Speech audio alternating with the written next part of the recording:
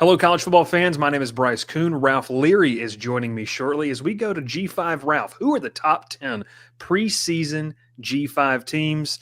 One of them's already played and they're going to drop, but we'll talk about that more on today's episode of The Crowded Booth. Pile in here and make yourself feel at home. The Crowded Booth is coming on. The Crowded Booth with Bryce Kuhn.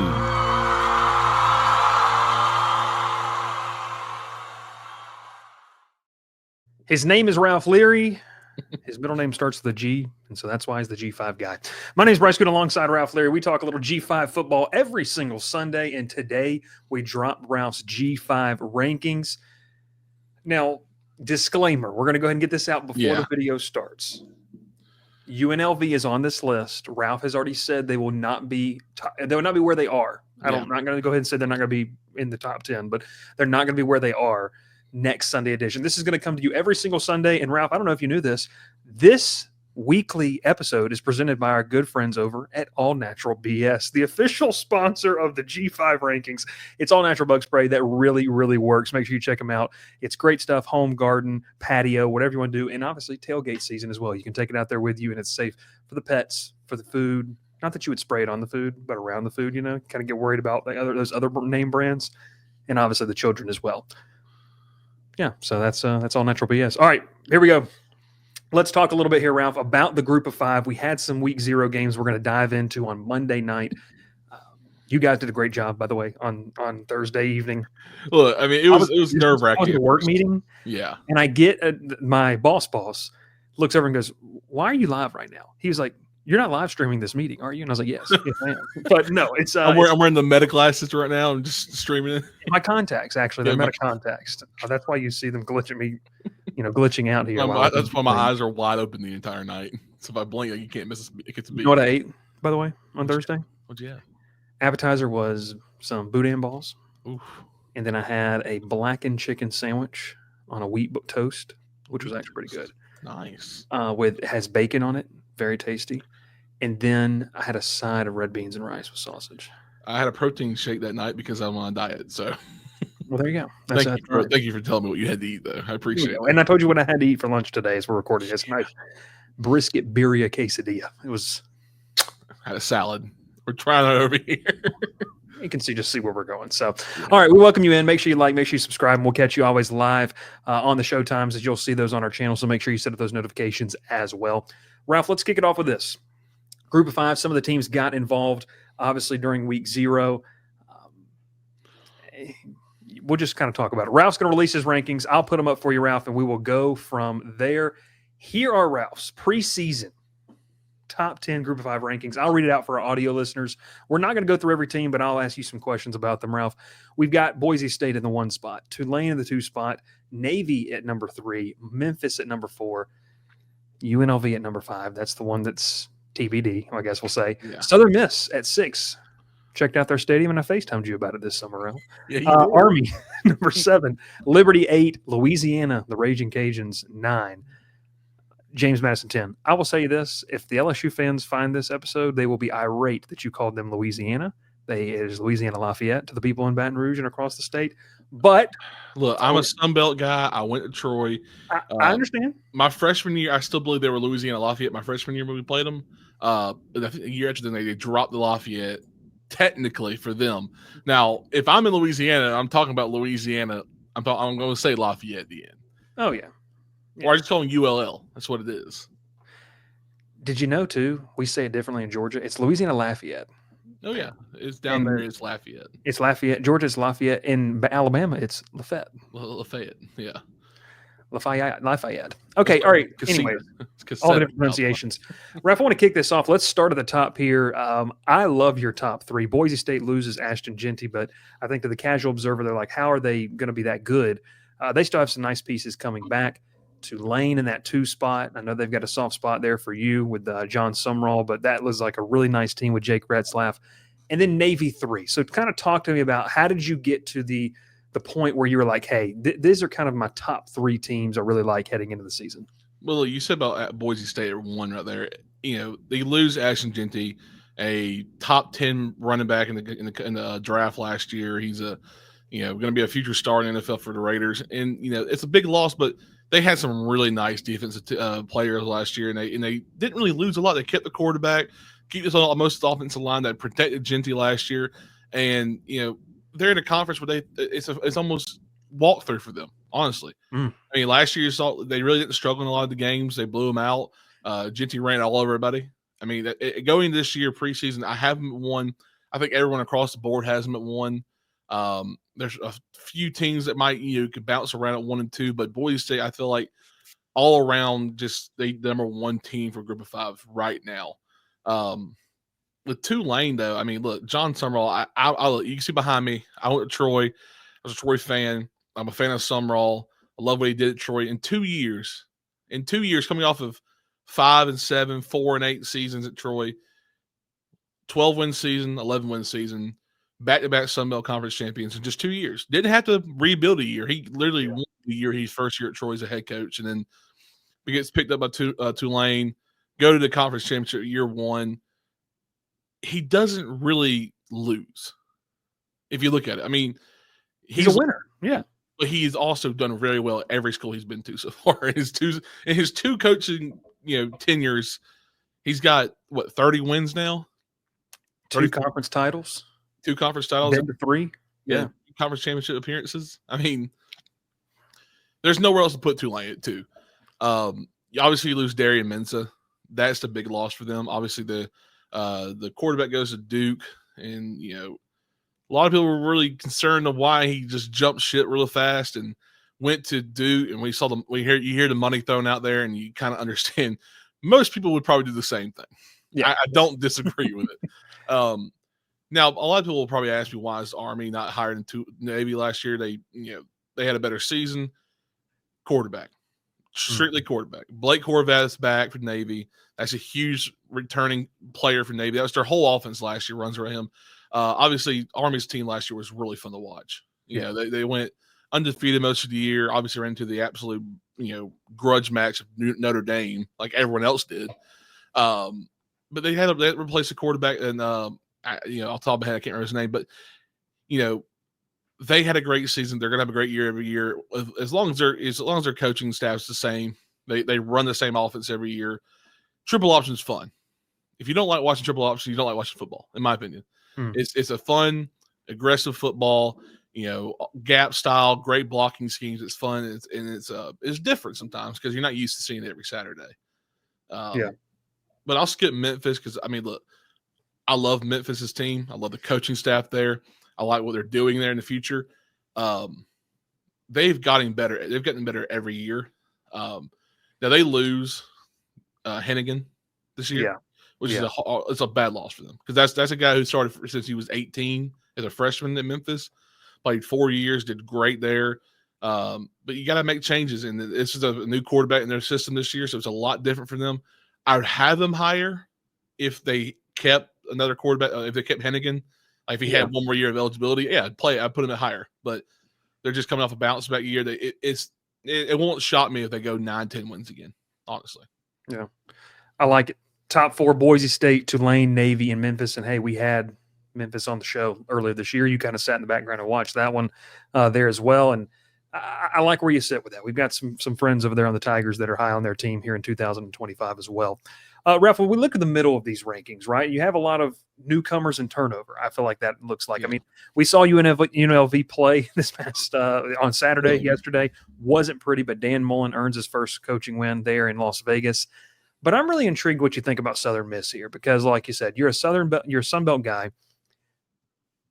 You talk about change and just overhaul. I mean, this is about as crazy as it gets. Charles Huff makes the jump from Marshall to Southern Miss, Ralph, after Marshall was in the Sun Belt title game.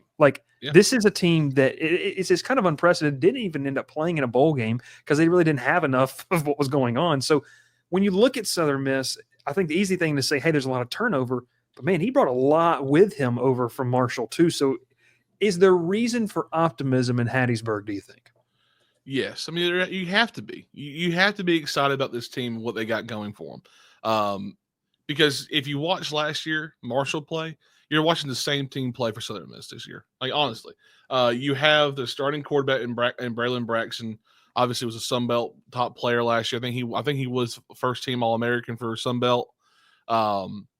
Honestly, great season last year. There were a lot of teams that wanted to poach him, but when Charles Huff took the job at Southern Miss, he was following Coach Huff the entire way. The entire starting team on offense will be transfers. I'm just going to let you know that right now. As depth charts I've seen from coming out for Southern Miss, they have one returning starter, and I'm pretty sure it's their tight end. Wow. Everyone else is guys who've transferred in, probably mostly from Marshall this past year. I mean, look, he's proven that he can win in the Sun Belt, and it's a conference that can go either way every year. It only takes a few good players and a few good wins to put a team above everybody else. Yeah. We'll talk about the last one later in a minute because I have a really big thing about them this year. But Southern Miss I'm just high on because of what they bring in. And it's against guys. It's not like you're bringing a whole transfer team in from different schools. You got guys who came from the same school last year, play together all year, and work together all year. All they're doing now is just changing colors on their jerseys. I mean, it's really all they're doing.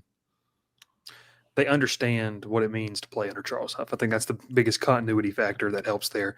Last one here for you, Ralph. You've already kind of talked about Army. We know UNLV will probably drop. A little bit disappointing in their first game there, and I think there's a real quarterback battle, and not in a good way, at UNLV too with Calandria and Alex Orji.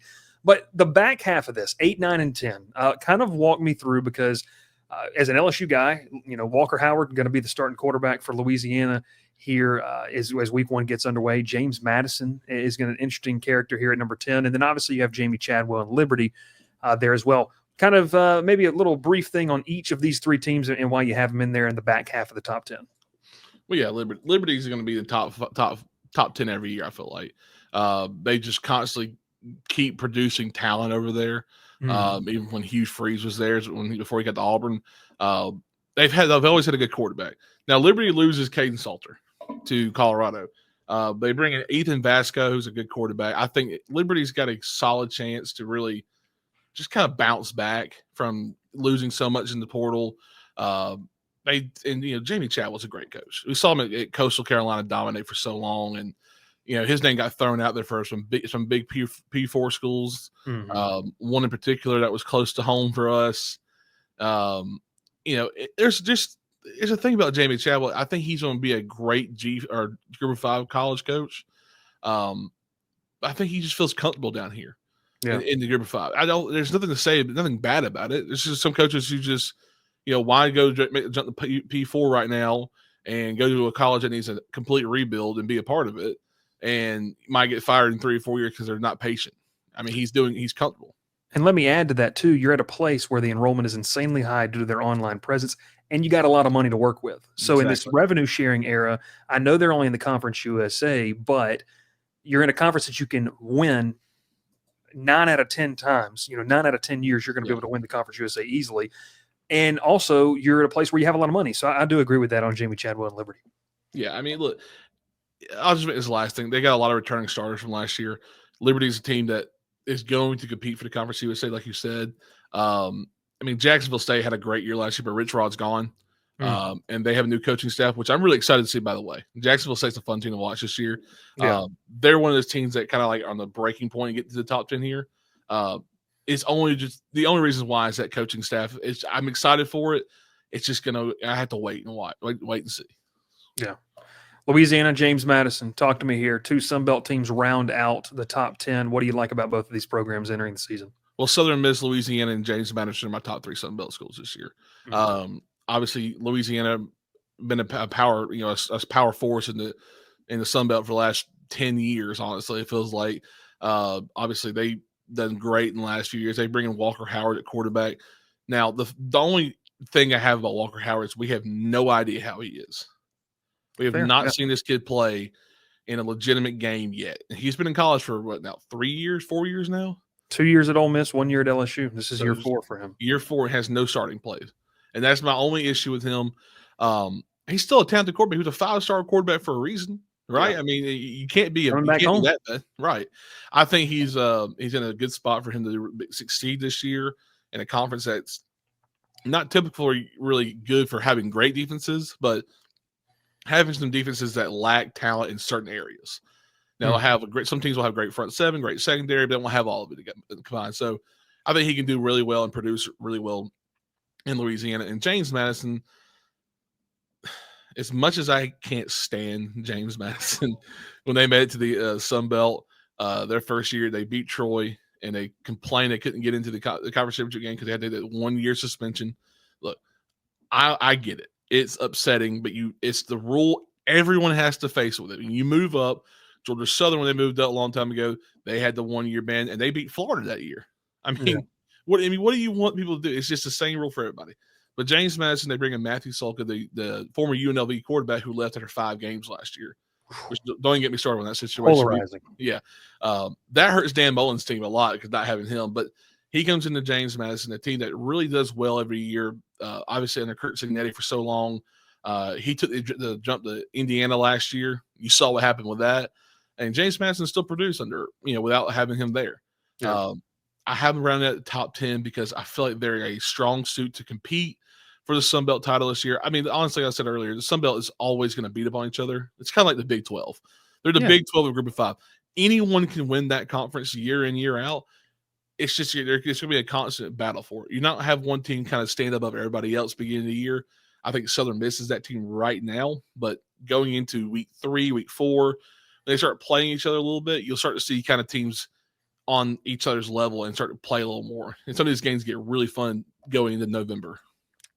Unpredictable, I think, is the best way to put it. And so I applaud you for putting together this ranking because you're really going off of projection and a lot of guys that are in new places, right? Either they're Power 4 transfers that have come down or they're FCS transfers that are taking that opportunity to move up. Or in Southern Miss's case, they're just moving, hopping across the division there too. So it's one of those things. Yeah, a couple of states over. So it's intriguing. Once again, Ralph has UNLV there at number 5. I'll read it for our audio listeners again. Boise State, Tulane, Navy, Memphis, UNLV in the top 5. Southern Miss, Army, Liberty, Louisiana, and James Madison 6 through 10. I'll also add LSU fans are wishing good luck to Shelton Sampson Jr., going to be one of the top starting receivers for the Raging Cajuns this year. And I'm going to butcher his name, but I was talking with, friend of the show, and I've hopped on the show multiple times, Michael DeSormo, the head coach over at UL.